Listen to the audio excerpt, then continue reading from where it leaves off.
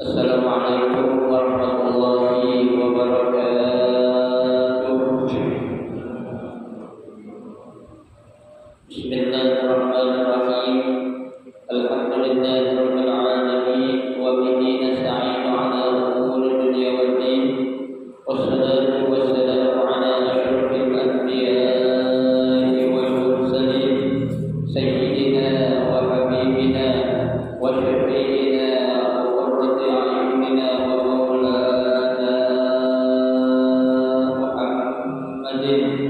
وعلى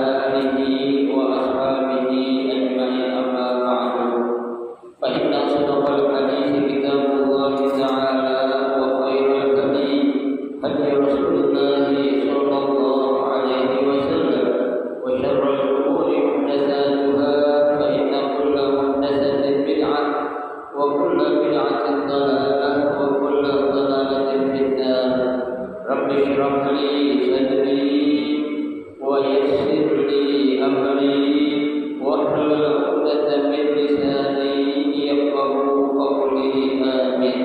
سبحانك لا علم لنا إلا ما علمتنا إنك أنت العليم الحكيم. لا حول ولا قوة إلا بالله العلي العظيم. Para asatidzah wal ustadzah, bapak-bapak, ibu-ibu, hadirin hadirat jamaah majelis taklim muslim dan Islam yang dirahmati dan dimuliakan Allah Subhanahu wa taala.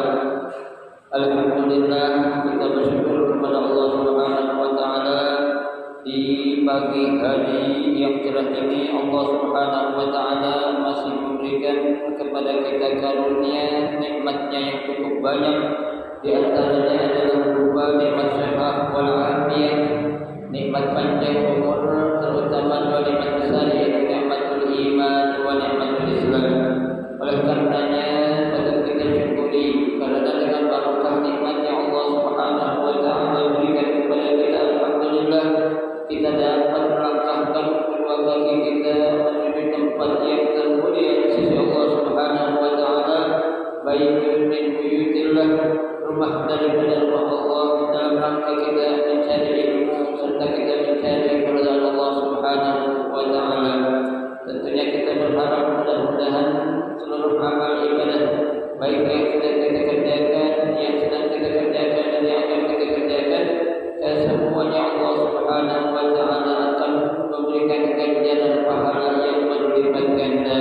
Ilmu-ilmu yang sudah kita pelajari mudah-mudahan Allah Subhanahu wa taala jadikan ilmu yang bermanfaat, dan yang akan kita pelajari mudah-mudahan Allah memberikan kemudahan kepada kita untuk memahami dengan sebaik-baiknya. Amin Allahumma amin.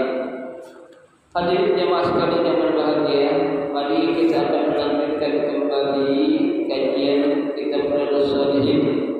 Ya, kita masih membahas dalam bab al-amru bi ada'il amanah. Ya, perintah untuk menjalankan amanah. Ya, pada pagi hari ini kita akan memasuki hadis yang ketiga dari bab al-amru bi ada'il amanah. Ya. Baik, bismillahirrahmanirrahim. Qala al-musannif rahimahullah wa adama an-naf'a bihi wa bi barakati ulumihi fid darain amin. Wa menjalankan amanah. Ya. Ternyata yang namanya amanah itu bukan saja ya dibebankan kepada kita selaku manusia biasa. Ya, akan tetapi para nabi, para rasul pun ya, mereka juga dituntut untuk menjadi orang-orang yang amanah dan mampu menjalankan amanah. Ya, karena di sini ada dua, ada orangnya, ada apanya, perbuatan yang diberikan kepada dia. Kalau orangnya berarti apakah orang ini amanah atau tidak? Ya, betul. Nah, kalau pekerjaannya, ya, ketika dia dikasih suatu amanah berupa pekerjaan, dia mampu menjalankan atau tidak? Ya, betul. Nah, ini ternyata kepada para nabi dan rasul juga, ya, mereka juga apa? Ya, diharuskan untuk menjalankan apa? Amanah yang Allah berikan. Kita lihat di sini. Wa an Hudzaifah wa Abi Hurairah radhiyallahu anhuma.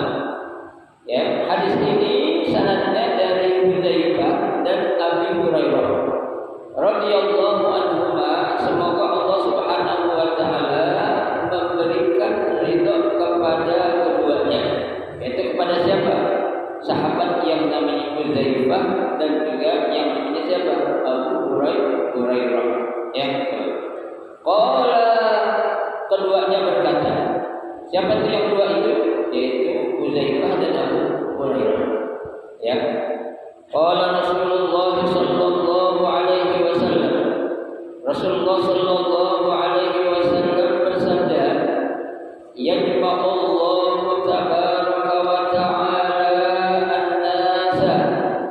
Ya, Allah Subhanahu wa taala akan mengumpulkan semua manusia.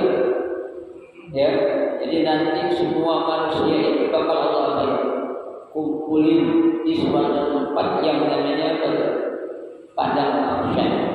Ya, disitulah semua manusia Allah kumpulkan, ya, untuk Allah apain mereka di situ?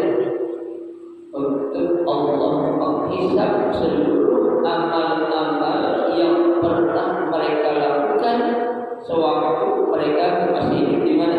Di dunia. Ya, jadi tanpa terkecuali ini Bapak Ibu.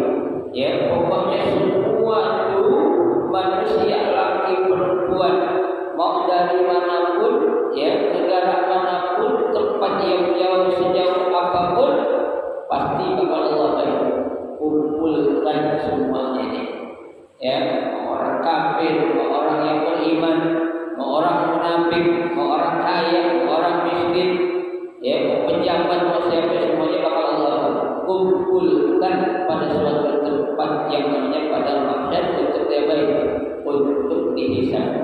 Ya, beberapa riwayat menyatakan bahwasanya, ya, saat manusia itu dikumpulkan di suatu tempat itu, disitulah kondisi di mana, ya, manusia itu apa? Macam-macam bentuknya. Ya, ada yang mereka takut sangat luar biasa, ada yang biasa-biasa saja, dan ada juga yang apa? Tenang-tenang saja. Ya, kenapa? Karena di situ yang terpikir dalam benak pikiran mereka, ya, saya ini masuk surga atau masuk neraka. Ya, betul. Pada situ semua umat Bapak Ibu sekalian yang Allah kumpulkan, mulai dari Nabi Adam sampai Nabi siapa? Nabi kita Muhammad Sallallahu Alaihi Wasallam. Ya, semua nggak ada yang bakal absen dalam perkumpulan yang Allah kumpulkan untuk manusia saja. Ya, fayaqumu al-mu'minuna, ya, betul. Maka orang-orang yang beriman, mereka itu akan berdiri, ya. Kita ini mudah-mudahan kita termasuk, ya, betul. Akan berdiri hatta tuslaka lahumul jannah, ya, sampai mereka didekatkan kepada apa? Surga. Ya, jadi buat orang-orang yang beriman, Allah akan, ya, kumpulkan mereka itu, ya, dekat suatu tempat yang namanya apa? Surga. Ya, ini satu tanda tadi. Ya, kalau Allah sudah kumpulin kita, ya, di mana kumpulnya kita itu oleh Allah di suatu tempat yang sangat indah, dekat dengan apa? Dekat dengan surga. Ini suatu tanda, maka kita pasti akan menjadi orang-orang yang ahli surga. Ya, bakal Allah masukin ke dalam surga itu. Ya, fayatuna Adam.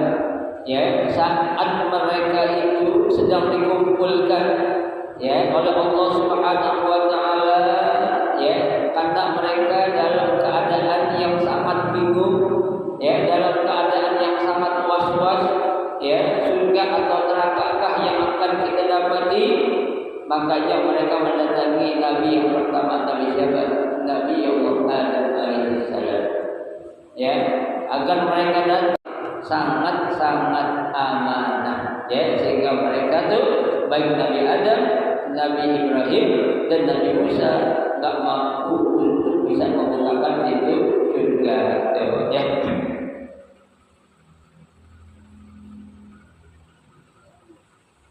Idhabu ila Isa, ya,